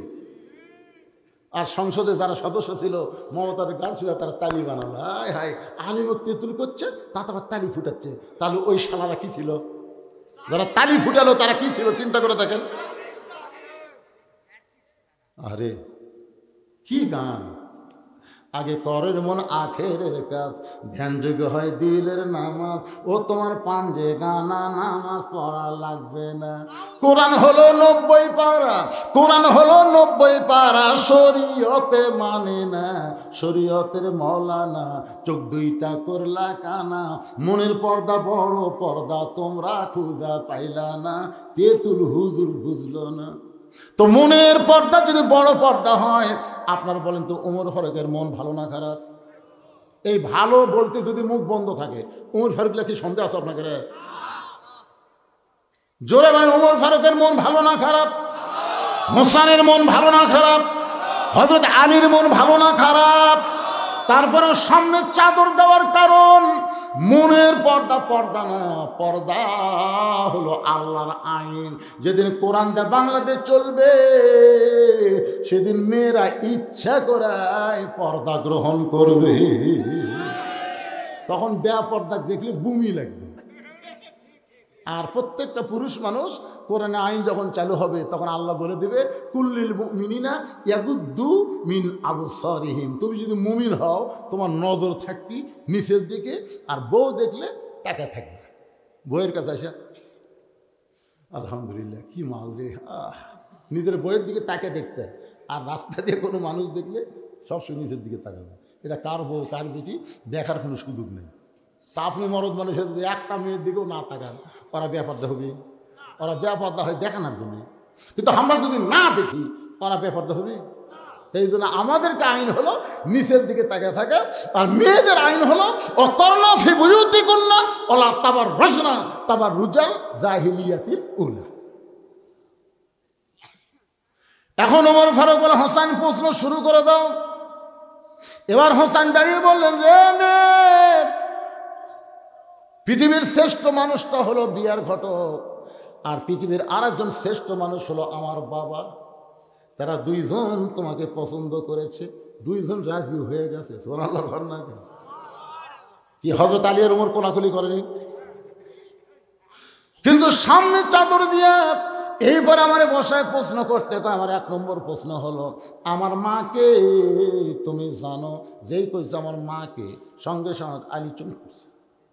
ছেলের সাথে আমি আছি, আর ছেলে আমার কথা না কয়ে মায়ের কথা কয়। আমি যখন বিয়ে করলাম 91 সালে, তখন কাজী কইল, আপনার বাপের নাম কি? তো বাপের নাম লেখা দিলাম, আর বিয়ে হয়ে গেল। একটা বারো করলো না, আপনার মায়ের নাম কি? আর হোসেন যা বলতেছে, আমার মাকে তুমি চিনো? আমার মাকে তুমি জানো আমি কোন মায়ের সন্তান, তুমি কি বলতে পারো?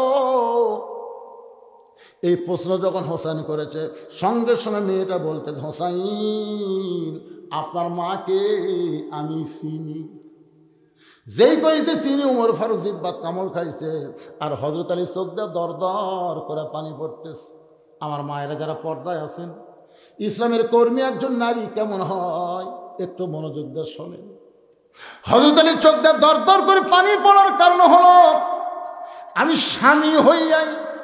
স্বামী হইয়া পুরাপুরি ফাতেমাকে চিনতে পারি নাই, আর তুই কেমনে বললি আমি চিনি? গভীর রাত্রে হযরত আলী ফাতেমাকে কবর দিস। কবর দেওয়ার পরে আল্লাহকে বলতেছে, আল্লাহ তোমার পর্দানিশী রাতের বেলায় মারা গেল, রাতের বেলায় তাকে দাফন করা হলো। ও আল্লাহ, এই পর্দানিশীকে তুমি কবুল করে নাও। এই দোয়া করার পরে তাকায় দেখে সামনে কয়েকটা পুরাতন কবর। এখনই ফাতেমার কবর দিছে, সেই নতুন কবর আর জান্নাতুল বাকির মধ্যে নেই। গোটা জান্নাতুল বাকি হযরত আলী দৌড়ে বলে ফাতেমার কবর, ফাতেমার কবর। কে যেন বলে, আলী রে, ফাতেমা পর্দানিশী, আমি আল্লাহ জহুরা ডিগ্রি দিয়া ফাতেমার কবরটাকে কিয়ামত পর্যন্ত পর্দা করে দিয়েছি। আমি স্বামী হইয়াই বলে পুরোপুরি চিনতে পারি নাই, আর তুমি কেমনে চিনলামা? হোসেন প্রশ্ন করলো আমার মাকে, তুমি জানো? তুমি জানার কথা বলতে পারতা, নবীর মেয়ে, 4টা মেয়ের মধ্যে ফাতেমা হলো সবচাইতে দামি মেয়ে, এরকম তুমি উত্তর দিবা। তুমি উত্তর না দিয়ে বললে আমি চিনি, তুমি কেমনে চিনবা? মেয়েটা বলে, মুরব্বী, চোখের ভুরু জোড়া ছিল, বাম গালে কালো একটা তিল ছিল, থুতনির তলে লাল একটা দাগ ছিল। সঙ্গে সঙ্গে আলী বলতেছে, মা যা বলছো আর বলো না মা, কারণ আমাদের 3 জনের মধ্যে একজন পরপুরুষ আছে। আপনারা বলেন তো, এই 3 জনের মধ্যে পরপুরুষের নাম কি? সবাই জোরে কোন নাম কি? নবী বলেছেন, আমার পরে কেউ যদি নবী হতো তাহলে উমরকে আল্লাহ নবী বানাইতো। এমন একজন মহান মানুষকে যদি পরপুরুষ বলা হয়, তাহলে মুরিদের বইয়ের কাছে পীর কি পুরুষ? তা আপনি যে পীরের কাছে বউ এসে বলতেছেন, হুজুর আমার বইয়ের মাথা হাত দিয়ে একটু দোয়া করেন হুজুর। এই জন্য বাংলাদেশে 3টা কথা আছে জানেন। 1 নম্বর কথা হলো, ডাক্তারের বইয়ের কোনোদিন সিজার লাগে না। বড় বড় ডাক্তার কোনোদিন বউকে সিজার করায় না, কারণ জানে সিজার করলে বাচ্চারও ক্ষতি, মায়েরও ক্ষতি। 2 নম্বর কথা হলো, মৌলবীর বাড়িতে কোনোদিন মিলাদ হয় না। দেখবেন মৌলবী পরের বাড়িতে মিলাদ পড়ায়, নিজের বাড়িতে কিন্তু হয় না। আর 3 নম্বর সহি কথা হলো, পীরের বউ কোনোদিন মুরিদ হয় না, কারণ পীরের বউ জানে আমার পীর হলো লুচ্চা, মাঝে মাঝে মুরিদের বইয়ের দিকে তাকায়, এর হাতে মুরিদ হয়ে কি হবে। তাহলে কয়টা করলাম? 1 নম্বর, ডাক্তারের বইয়ের সিজার লাগে না, মৌলবীর বাড়িতে মিলাদ হয় না, আর পীরের বউ মুরিদ হয় না।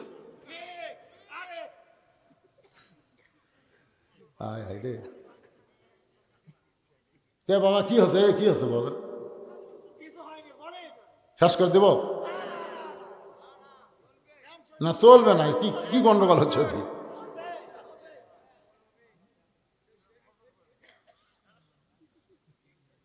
না, আপনাদের এলাকার মৌলবীর বাড়িতে মিলাদ হয়?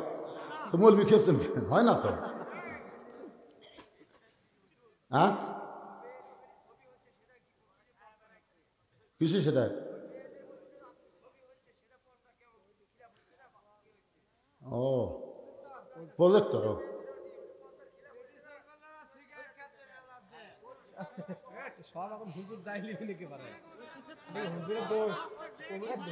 আচ্ছা শোনো, আমি বলি। আচ্ছা, এই যে কথার আগে শুন, ও যে হজের সময় যে টিভিতে হজ দেখায়, এখন আপনার বউ যদি হজ দেখে, কাবা ঘর দেখে, কাবা ঘরের ইমামত দেখে, যদি হাজি করে তাওয়াফ করতে দেখে, বা আপনি যদি আপনার বউকে হজ করবার যায়, যদি আপনি কাবা ঘরে তাওয়াফ করতে যায়, মেয়ে মরদ একসাথে যদি তাওয়াফ করেন, সেটা কি করতে হবে? আমি আজকে কথা রাখবেন, সেটা আগে কোন এখানকার মনোভাব কি শোনেন। এখানকার মনোভাব হলো, মেয়েরা শোনেন কথা বলেন, মেয়েরা কি পর্দার মধ্যে নাই? আছে। আর প্রজেক্টরের মাধ্যমে বক্তা দেখতেছে। বক্তা দেখতে কেমন? কথা কন, বক্তা দেখতে কেমন? কালো, বয়স্ক। দ্বিতীয়ত বক্তার গায়ের পোশাক কেমন? তাহলে কালো আর কালো একত্র হয়ে গেল, ওটা দেখার মতন আছে না ভূতের মতন হসা?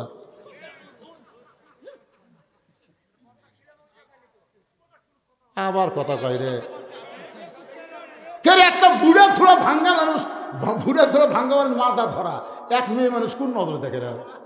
এই পাগলারা, এই জন্যে মেয়ে মানুষের কাছে টাকা আদায় করার দাবি।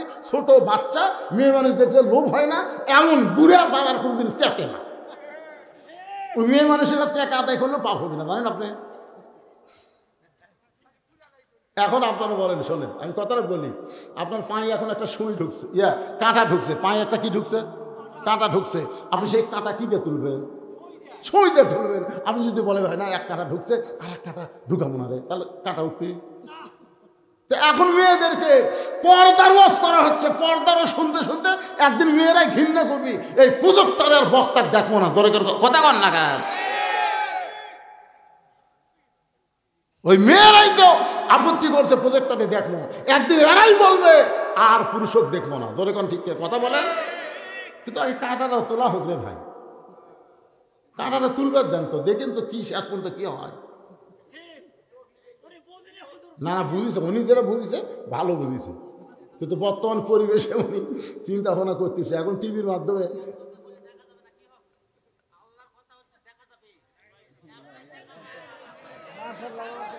না না দুই মত হন না, একমতই থাকেন, একমতই থাকেন। আমি যে কথাটা বলতেছি শেষ করছি তাই। আপনি এই কথা এত পরে করেন কেন? না না এই কথাটা যেটা আপনি বললেন এখন, এরা এত আরো আগে বলা দরকার ছিল। আমি কি জানি যে মেয়েরা প্রজেক্টর দেখতেছে, আমি করে দেখাচ্ছি। না না আমাকে বলছেন এ তুলে দেবেন কেন? ভালো কথা বলতেছে উনি, উনি হট কথা বলতেছে। এই যে বাংলাদেশে আসিফ নামে একটা বক্তা আছে, আসে না? কথা কন না কেন? মরদের সাথে মেয়েরা কেন আসে? জুয়ান তাগড়া বক্তাক দেখার আমার মতন বুড়াক দেখা কালো মানুষ কালো পোশাক পরছে আলাদা, জোরে কোন কথা কন না কেন? ছোট বাচ্চা 5 বছর বাচ্চার হাতে ব্যাগ দিয়ে যদি মেয়েদের কাছে টাকা তুলবে দেন, এই পর্দার খেলা হইবে? কতক্ষণ পর্দার খেলা হইবে? এমন বুড়া ভাঙ্গা চূড়া কিছুই নেই, ওই যদি ব্যাগ লেখা হয় তো পর্দার খেলা হবে। পাগলা, পর্দার খেলা হলো মেয়েদেরকে যেই পুরুষ আকর্ষণ করে। এখন আমার মধ্যে আকর্ষণ না বিকর্ষণ, একটু বিবেক দিয়ে চিন্তা করেন বাবা। আমি কালো মানুষের কালো পোশাক পরার কারণ কি? না না কালো পোশাক পরার কারণ কি? আমি তো মানুষই কালো। এই কালো পোশাক পরার কারণ এই প্রজেক্টরের ভয়। ডিজিটাল পর্দা লেখা আছে, ডিজিটাল পর্দার মাধ্যমে বক্তা দেখানো হয়। ডিজিটাল পর্দা কিরে? পর্দা তো পর্দায়, জোরে কোন কথা ঠিক কিনা? ভালো কথা বলেছেন উনি, ওনার কথার সাথে দ্বিমত করলে কোরআনের সঙ্গে দ্বিমত করা হবে, কিন্তু ওনাকে তো বুঝাতে হবে। আপনারাও বুঝেন, মেয়ে মানুষের বাড়ির থেকে আসে ও আর শোনা লাগবে কোরআন হাদিস কোন জায়গাতে আছে?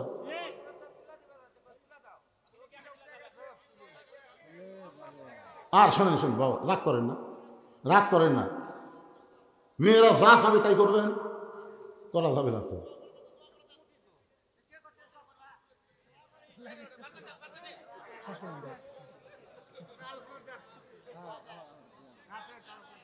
না রাত অনেক হয়ে গেছে, দোয়া করে দিচ্ছে, অসুবিধা নেই। এই বসেন বসেন, দোয়া করে যান, বসেন।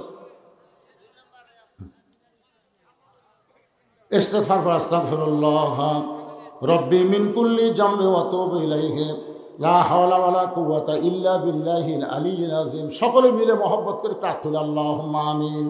আয় আল্লাহ তাআলা, দীর্ঘ সময় পর্যন্ত তোমার পাগলেরা আরামের বাড়ি, আরামের ঘর, ল্যাপটুসকের মহব্বত কলিজা থেকে বের করে এই জান্নাতের বাগানে বসে বসে আলোচনা শোনার শেষে আমি গুনাহগারের সঙ্গে রহমতের দরজায় ফকির হয়ে দোকানে হাত তুলেছে। আল্লাহ মেহেরবানি করে আজকের মাহফিল আমাদের সকলের হিদায়াতের জন্য, নাজাতের জন্য, জান্নাতের জন্য কবুল করে না। এই মাহফিলের শুরু থেকে শেষ পর্যন্ত যত আলোচনা হয়েছে আল্লাহ, এর মধ্যে যদি ত্রুটি হয়, ভুল হয়, মাফ করে দাও। এর যে হাদিয়া মঞ্জুর করো, সোনার মদিনায় নবী পাকের রওজা মোবারকে আল্লাহ কবুল করে নাও। তামাম আম্বিয়ায়ে কেরাম, আসহাবে কেরাম, তাবিঈনে কেরাম, তাবিঈনে কেরাম, তামাম পৃথিবীর মাটি নিয়েছে যত মুমিন মুমিনা শুয়ে আছে আল্লাহ, সকলের আরওয়াহ পরে হাদিয়া কবুল করো আল্লাহ।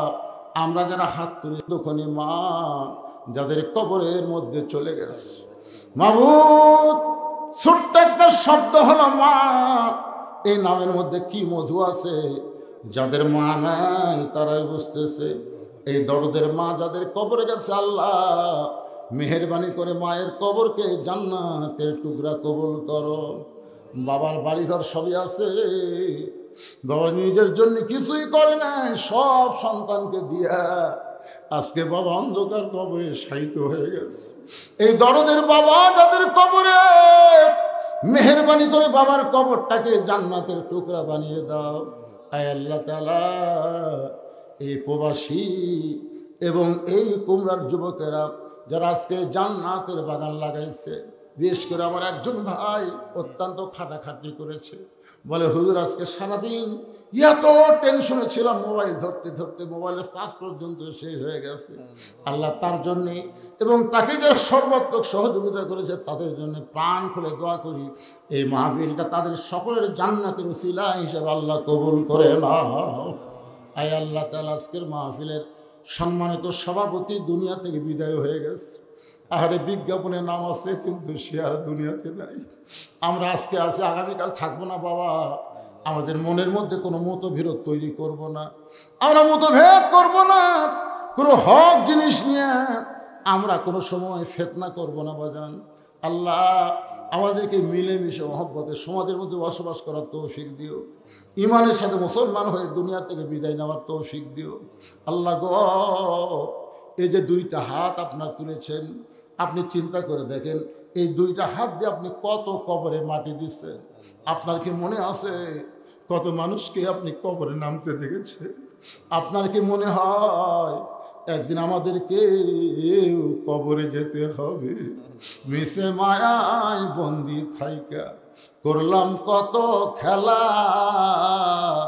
পশ্চিমে তাকায় দেখো তোমার ডুইবা গেছে বেলা, এক পলকের নাই ভরসা, মিশে সকল আশা, কখন বুঝি দারুণ ঝড়ে ভাঙবে তোমার বাসা।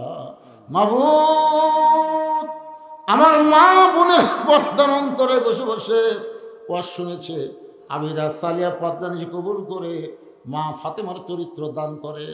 মেয়েদের 1 নম্বর আমল পর্দা। মা পর্দা যদি না থাকে কোনো আমল আল্লাহর দরবারে কবুল হবে না। এই জন্য আমার মায়েদেরকে বলতেছি, মা সবাই পর্দাকে গ্রহণ করবেন, 5 ওয়াক্ত নামাজ পড়বেন, স্বামীর কথা মতো চলবেন, রমজান মাসে রোজা রাখবেন। এই 4টি আমল যদি করতে পারেন, আল্লাহ খুশি হয়ে 8টা জান্নাতের দরজা খুলে দিবে। আমি বড় অসুস্থ, আমার মতো অসুস্থ যারা হাত তুলেছে, আল্লাহ আজকে কোরআনের ওসিলে আমাদের সকলকে সুস্থতার নিয়ামত দান করে দাও। আল্লাহ গোটা বিশ্বে মুসলমান যেখানে কষ্টে আছে সবই দেখতেছেন। আল্লাহ ফিলিস্তিনের মুসলমানকে বাইতুল মুকাদ্দাস দিয়ে দাও। এই রজব চাঁদি তুমি বলেছ, সুবহানাল্লাযী আসরা বিআবদিহি লাইলাম মিনাল মাসজিদিল হারাম ইলাল মাসজিদিল আকসা। আল্লাহ মসজিদে হারাম মসজিদে আকসার কথা তুমি একই আয়াতের মধ্যে বলেছ। আজকে মসজিদে হারাম মুসলমান তাওয়াফ করে, আর মসজিদে আকসা বাইতুল মুকাদ্দাস ইহুদিরা দখল করতে চায়। ও মাবুদ, পৃথিবীর মানচিত্র থেকে ইহুদিদেরকে ধ্বংস করে বাইতুল মুকাদ্দাস মুসলমানকে নিরাপদে ফিরাইয়া দাও। আর বাংলাদেশের প্রতি রহম করো আল্লাহ। আল্লাহ, যে কোরআনের মাহফিল আমরা এত রাত কষ্ট করে শুনি, সেই কোরআন আমাদের বাংলাদেশে চলবে, এই দৃশ্য আমাদের সকলকে দেখার তৌফিক দিয়ে দাও আল্লাহ। এই যুবকগুলো, সোনার যুবকগুলো হাত তুলে আমিন আমিন করতেছে, এই যুবকগুলোকে ফজরের নামাজ থেকে শুরু করে বাকি যত নামাজ আছে আল্লাহ জামাতের সঙ্গে আদায় করার তৌফিক দিয়ে দাও আল্লাহ। আয় আল্লাহ, আমাকে মাফ করো আল্লাহ। আমাদের মধ্যে কোনো তর্ক বিতর্ক যেন না হয়, মিলেমিশে মহব্বত নেই এখান থেকে সবাই বাড়ি পর্যন্ত যেন যেতে পারি, তৌফিক দিয়ে দাও। সুবহানা রাব্বিকা রাব্বিল ইজ্জাতি আম্মা ইয়াসিফুন ওয়া সালামুন আলাল মুরসালিন walhamdulillahi rabbil alamin ওয়াজাল আখিরাতি কালিমাতুনা ইনদাল মাউতি। সকলে পড়েন লা ইলাহা ইল্লাল্লাহু মুহাম্মাদুর রাসূলুল্লাহ সাল্লাল্লাহু আলাইহি ওয়াসাল্লাম। আসসালামু আলাইকুম ওয়া রাহমাতুল্লাহ।